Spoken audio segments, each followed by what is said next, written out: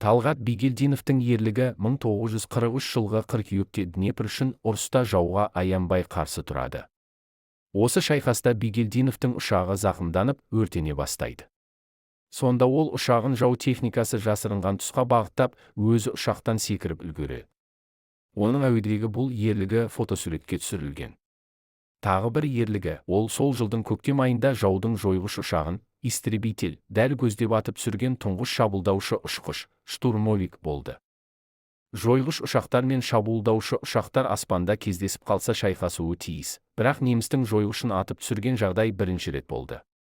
Ал Мессершиттің ішінде отырған адам, әуе шайқасының шебері, 108 ұшақты атып түсірген Испания, Франция мен басқа елде көрсеткен ерлігі үшін марапаттар алған капитан фон Дитрих еді.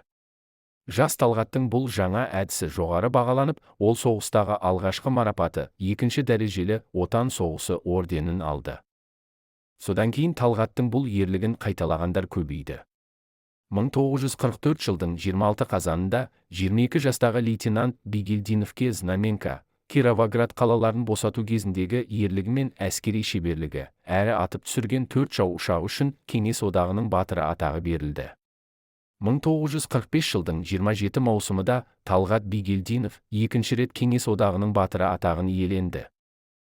Бұл жолы ол эскадрильяны шебер басқарумен Краков, Оппельн, қазіргі кездегі Ополе, Катовице, Бреслау, қазіргі кездегі Вроцлав, Берлин қалалары үшін шайқастардағы әскери ерлігі үшін марапатталды. 1945 жылдың маусымында Мәскеудегі Қызыл алаңда өткен жеңіс шеруіне қатысқан. Талғат Бигелдинов ең ауыр ұрыстарды көріп, Мәскеу, Киев және Еуропа елдерін қорғап, Берлиндегі шайқасқа қатысқан. Қанат Кәреновтің 2022 жылы жарық көрген «Қарлығаштар оралар ма» атты кітабынан.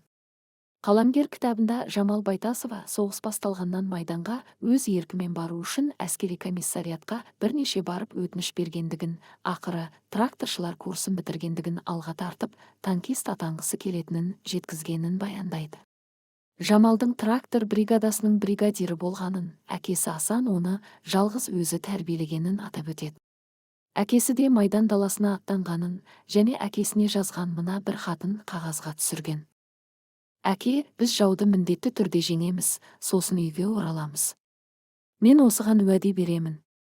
Сіз білесіз, менің уәдеге берік екенімді. Онымен қоса, мен жалғыз бара жатқан жоқпын, қасымда 3 сіңілім бар. Енді 4-еу болдық. Қатты қысып ұшақтап бетіңізден сүйдім. Қызыңыз Жамал делінген хатта. Ал Күлген Тоқбергенованың әкесі Есентай Балуан, атақты аңшы, бүркітші болғанын әңгімелеп, үкімет қысастық жасаған байлардың малын айдап қашырсуға көмектесемін деп сол күйі оралмағандығын тілге тиек етеді. Күлгенді анасы Сәлима өсірген.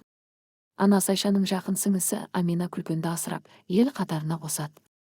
Жәмиланың ата-анасына жазықсыз жала жабылып айдауда жүріп дүние салады. Күлжәмила да жастай жетім қалған.